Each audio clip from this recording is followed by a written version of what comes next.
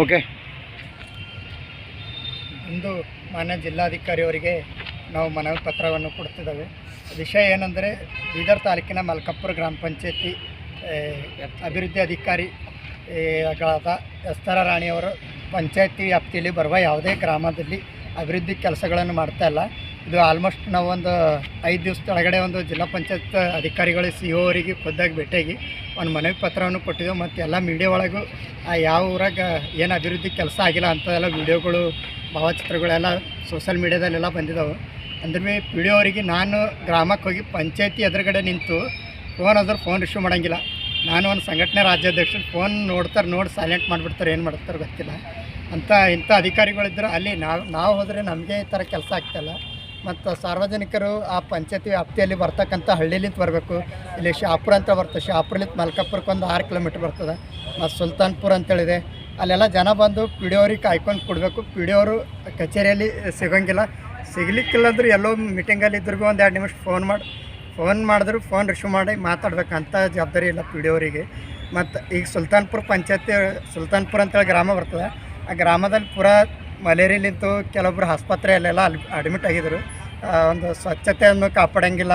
ಮತ್ತು ನಾವು already CS ಅವ್ರಿಗೆ ಒಂದು ಮನವಿ ಪತ್ರವನ್ನು ಕೊಟ್ಟಿದ್ದೇವೆ, ಫೋಟೋ ಭಾವಚಿತ್ರ ಎಲ್ಲ ಹಚ್ಚಿ. ಈ ಪಿ ಡಿ ಅವರಿಗೆ ಇಲ್ಲಿಂದ ಆ ಪಂಚಾಯತಿಂದ ಬೇಗ ವರ್ಗಾವಣೆ ಮಾಡಬೇಕು, ಇಲ್ಲಾಂದ್ರೆ ಬೇರೆ ಕಡೆ ಹಾಕ್ಬೇಕಂತ ಅಧಿಕಾರಿಗಳಿಗೆ, ಅಲ್ಲಿ ನಿಷ್ಠಾವಂತ ಅಧಿಕಾರಿಗಳಿಗೆ ತಂದು ಹಾಕಿದ್ರೆ ಒಂದು ಹಳ್ಳಿ ಅಂದ್ರೆ ಅಭಿವೃದ್ಧಿ ಆಗ್ತದೆ ಅಂತೇಳಿ ಜಿಲ್ಲಾಧಿಕಾರಿಗೆ ಮನವಿ ಪತ್ರ ಕೊಡಕ್ಕೆ ಬಂದಿದ್ದೆ. ನನ್ನ ಹೆಸರು ಸಂತೋಷ್ ಶೆಣ್ಕೂರ್ ಅಂತೇಳಿ. ಹೇಳೋದೇನಪ್ಪ ಅಂದ್ರೆ ಎಲ್ಲರಿಗೂ ಕ್ರಾಂತಿಕಾರಿ ಜೈದು. ನಾವು ಭೀಮಾ ಕೋರೆ ಸಂಘಟನೆ ವತಿಯಿಂದ ಏನಪ್ಪ ಅಂದ್ರೆ ಸುಲ್ತಾನ್ಪುರ ಗ್ರಾಮಕ್ಕೆ ಹೋಗಿದ್ದೆವು. ಹೋದ ನಂತರ ಏನು ವಿಸಿಟ್ ಮಾಡಿದಾಗ ಇದು ಮಲ್ಕಾಪುರ ಪಂಚಾಯತ್ ವ್ಯಾಪ್ತಿಯಲ್ಲಿ ಬರ್ತದೆ ಸುಲ್ತಾನ್ಪುರ ಗ್ರಾಮ. ಗೋರ್ಮೆಂಟ್ ಸ್ಕೂಲ್ ಕೂಡ ಹೋಗಿದ್ದೆ ನಾವು. ಹೋದಲ್ಲಿ ಏನಪ್ಪ ಅಂದ್ರೆ ಮಕ್ಕಳಿಗೇನು ಮಳೆಗಾಲದಿಂದ ಬಂತಂದ್ರೆ ಒಂದು ಮಳೆ ಬಿತ್ತಂದ್ರೆ ಸ್ಕೂಲ್ ಕೂಡ ಬಂದಾಯ್ತು ಅಂತ ಅಲ್ಲಿಂದ ಹೆಡ್ ಮಾಸ್ಟರ್ ಅವರು ಕೂಡ ಹೇಳಿದರು.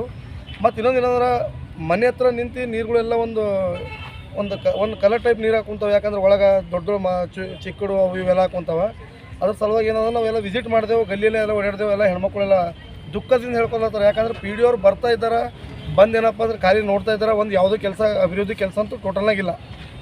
ಯಾವನು ನಾಲೆ ಸಾಫ್ ಮಾಡೋದಾಗಲಿ ಅಥವಾ ಅಲ್ಲಿ ರೋಡಿಂದಾಗಲಿ ಯಾವುದೇ ಸಮಸ್ಯೆಗಳು ಟೋಟಲಾಗಿ ಜನಗಳು ಏನೂ ಕೇಳ್ತಾ ಇಲ್ಲ. ಈಗ ಬೇರೆ ಥರ ಉದ್ಯೋಗ ಖಾತ್ರಿ ಅವು ಇವೆಲ್ಲ ಕೆಲಸಗಳು ಆಗ್ತಾ ಇದ್ದಾವೆ. ಇವೇ ಗಲ್ಲಿಯಲ್ಲಿ ಮಾಡಿ ಏನಪ್ಪ ಅಂದ್ರೆ ಅಭಿವೃದ್ಧಿ ಕೆಲಸಗಳು ಮಾಡಬೇಕು. ಟೋಟಲಾಗಿ ಪಿ ಡಿ ಅವ್ರು ಬಂದು ಹಿಡಿದ್ರು ಟೋಟಲಾಗಿ ಯಾವ ಅಭಿವೃದ್ಧಿ ಕೆಲಸ ಆಗಿಲ್ಲ ಟೋಟಲ್ನಾಗಿ. ಇನ್ನೊಬ್ರು ಅವ್ರ ಮನೆ ಹತ್ರ ಹೋಗಿ ಹೇಳ್ತಾ ಇದ್ದಾರೆ, ಒಬ್ಬರು ಒಂದೊಂದು ಮನೆಯಲ್ಲಿ ಇವತ್ತೇ ಹಾಸ್ಪಿಟಲ್ ಗುದ್ಗಿ ಹಾಸ್ಪಿಟಲ್ ಅಡ್ಮಿಟ್ ಆಗಿ ಡಿಸ್ಚಾರ್ಜ್ ಆಗಿ ಬಂದೆವು ಅಂತೆಲ್ಲ ನಾವು ಕ್ಲಿಯರಾಗಿ ಅವ್ರ ಹತ್ರ ಹೋಗಿ ಎಲ್ಲ ಕೇಳ್ಕೊಂಡಾಗ ಈ ಟೈಪ್ ಇದಾಗಲ್ಲ.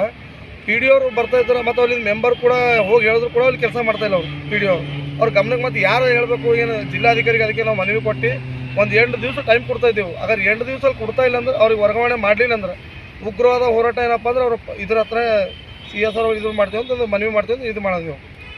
ನನ್ನ ಹೆಸರು ರವಿ ಬಸಂಡೆ ಚಿದ್ರಿ, ಭೀಮಾ ಕೋರೆಗಾಂವ್ ಜಿಲ್ಲಾಧ್ಯಕ್ಷ.